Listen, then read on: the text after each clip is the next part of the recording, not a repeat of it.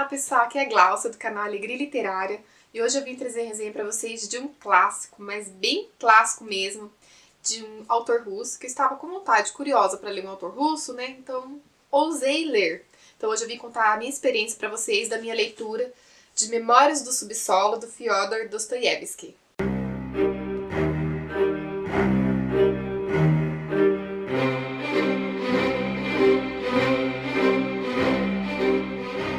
Eu não tenho muita experiência com livros clássicos desse gênero aqui. Então, o que eu vou falar pra vocês é mais as minhas impressões, tá? Fiquem à vontade pra gente conversar, pra gente debater. Não é um vídeo de análise, é um livro como eu interpretei, como eu entendi.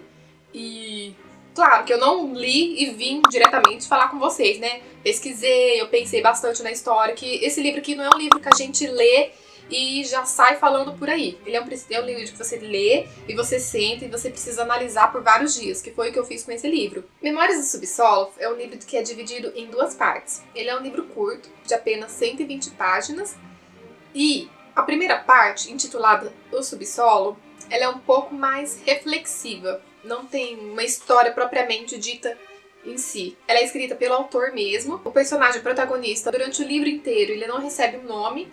Então, é como se o próprio autor fosse o protagonista. E durante as 30, 40 páginas dessa introdução do subsolo, o autor, ele meio que despeja um fluxo de consciência. Que seria isso? Tudo que ele pensa no seu mais íntimo, no seu mais profundo ser, se eu tô sendo bem claro pra vocês, ele escreve, ele como se fosse um desabafo. Ele escreve de uma forma bem ácida, bem grotesca mesmo, a forma que o protagonista pensa em relação às pessoas, as atitudes das pessoas, sabe aqueles pensamentos que a gente tem bem íntimo em relação a determinadas situações, como nós somos tratados e a gente não fala, e às vezes é tão íntimo que a gente nem assume pra gente mesmo. Então, é escrito aqui. Tanto que às vezes no íntimo dele, ele se define como uma pessoa maldosa, como uma pessoa moralista.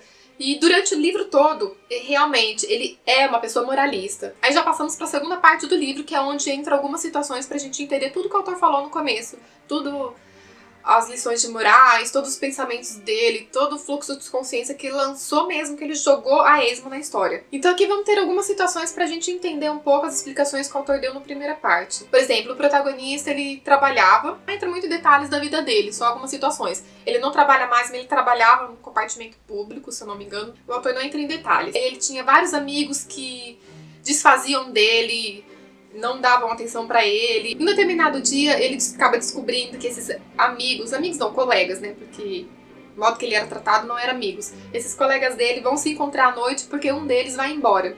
Então eles vão fazer tipo uma despedida, né? E ele acaba combinando meio por cima, assim, com esses colegas pra eles poderem se encontrar. Só que esses colegas acabam enganando ele acaba chegando 1 hora mais cedo, e quando os colegas dele chegam 1 hora mais tarde, eles falam, ai, mas eu não te avisei e tal.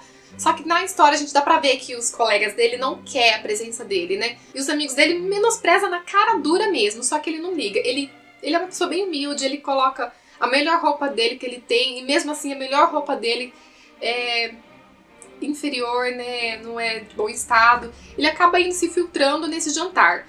E ele tenta puxar papo, tenta conversar, só que os amigos dele desprezam ele na cara dura, ele não tá nem aí. Tem momentos assim que ele, no íntimo dele, ele fala assim, ah, eu vou sair daqui, ninguém tá me dando atenção, eu vou sair e não quero nem saber. Só que outro lado da consciência dele fala, não, eu vou ficar só pra poder importunar eles, pra ele ter que aturar a minha presença. Então é uma coisa muito estranha, porque ele quer ficar com os amigos dele, ele não tá sendo correspondido, ninguém tá dando atenção pra ele, mas não, ele quer porque quer ficar ali. Então é uma situação muito esquisita. Tem horas que a gente tem pena do protagonista, tem hora que a gente tem raiva e fala, cara, se toca, sai daí, ninguém tá nem aí pra você. Mas tem horas que a gente tem dó. Apesar de tudo que ele é desprezado, ele ainda se humilha e pede perdão por tudo que ele fez. Perdão pelo quê, né? Porque na verdade o menosprezado foi ele. E pede dinheiro.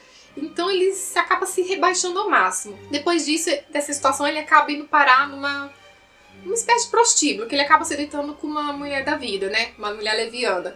E ele acaba descontando tudo, porque ela é uma mocinha, e nesse mesmo dia morreu outra prostituta. E ele acaba descontando nela. E dá um show de moral nela. Fala pra ela que se ela continuar nessa vida, que ela vai acontecer o mesmo que aconteceu com outra menina. Cada vez que ela for ficando mais velha, que ninguém vai querer mais ela, que não sei o quê. E joga tudo pra cima dela. Depois que ele descarrega tudo, que ele provavelmente deve se sentir mais leve, né?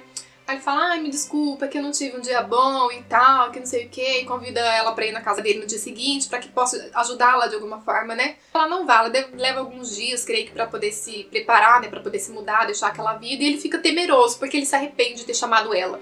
Passa vários dias, na hora que ele acha que ela não vai aparecer mais, ela surge numa situação em que tá dando outra lição de moral no empregado dele. Não vou entrar em muito detalhe, ele também tá devendo o empregado dele e tal, e ele cria umas ideias absurdas na cabeça dele, que ele acha que o empregado dele olha pra ele com cara de quem tá cobrando, mas não é nada disso. Como eu disse anteriormente, é os sentimentos, pensamentos mais íntimos da mente dele. E ele acha que isso é real. Bem, dá vontade de ficar falando muito desse livro, porque por mais que ele seja pequeno, é muita coisa pra se conversar, pra se debater. Vou ser sincera com vocês, não foi uma leitura que eu apreciei muito, porque principalmente a primeira parte foi muito lento, foi muito maçante. Particularmente, a primeira parte pra mim não tinha necessidade de ter sido escrita, porque a segunda parte ele descreve assim perfeitamente, então dá pra gente entender, ele escreve situações e já volta pra fluxo de consciência de novo, então se tornou muito repetitivo. Simplesmente explicou com algumas cenas o que ele tinha explicado na primeira parte do Subsolo. Então pra mim podia descartar a primeira parte, isso se tornou muito maçante. Esse livro eu poderia ter lido em 2 dias, eu levei uma semana, porque o livro não me dava vontade de ler, não me atraía, mas eu tinha que ler, né, porque eu gosto de começar e terminar o livro. Quando eu terminei essa leitura, meu primeiro assim, pensamento, eu fiquei um pouco revoltada, né? Porque a princípio eu não entendi. Vou confessar pra vocês, eu não entendi. Não sei se é por falta de costume de ler esse tipo de leitura, de literatura. Mas a princípio, assim, eu não entendi completamente, né? Fiquei um pouco revoltada, tipo, ai, que livro chato, que tal. Andei falando pra um monte de gente até que eu não gostei. Porém, foi passando os dias, sabe quando a história vai assentando na cabeça? Fui conversando com algumas pessoas, fui pesquisando mais sobre a história, sobre o autor. Você começa a entender melhor. Foi isso que aconteceu comigo. Eu compreendi a essência do livro. Comentei até com o Mikael, ele falou, nossa, você falando pra mim, Glaucia? Fiquei até com vontade de ler, parece interessante. Realmente, a premissa dele é interessante, do livro, é muito interessante. Só que a escrita do autor, infelizmente, é muito maçante. Tem que ter paciência, você tem que ler devagar, com cuidado. Não é um livro que você vai lendo e vai passando página por página, não, senão você não entende. Porque teve vários trechos que eu não entendi, acabei passando batido e só fui entender depois. Eu tenho várias pessoas assim que até acompanham o meu canal, que eu sei que já leram livros desse autor. Então, gente, fale pra mim qual a opinião de vocês. Eu devo dar oportunidade para outros livros do autor. Particularmente esse é um pouco maçante mesmo. Porque eu já vi outros canais falando que esse é o estilo do autor de falar. Que ele gosta mesmo de jogar fluxos de consciência, que é o tipo de escrita dele. Mas, gente, eu devo ou não dar oportunidade para outros livros dele? Ou pelo que vocês me conhecem, vocês acham que talvez eu não goste? E é um livro que eu não vou me desfazer, né? Por mais que eu tenha ficado um pouco assim, não vou me desfazer, porque futuramente eu pretendo reler com uma mente mais madura. Às vezes eu compreendo de outras formas ainda melhores, né? Eu acho que mais pra frente eu vou ler com uma cabeça diferente da que eu tô lendo hoje. Eu tenho quase certeza que vai acontecer isso comigo. Espero que vocês tenham gostado. Vou deixar o link de compra desse livro aqui, ou quaisquer outros que vocês quiserem comprar, né? Esse livro aqui não é caro. E é isso aí. Nos vemos nos próximos vídeos. Até mais!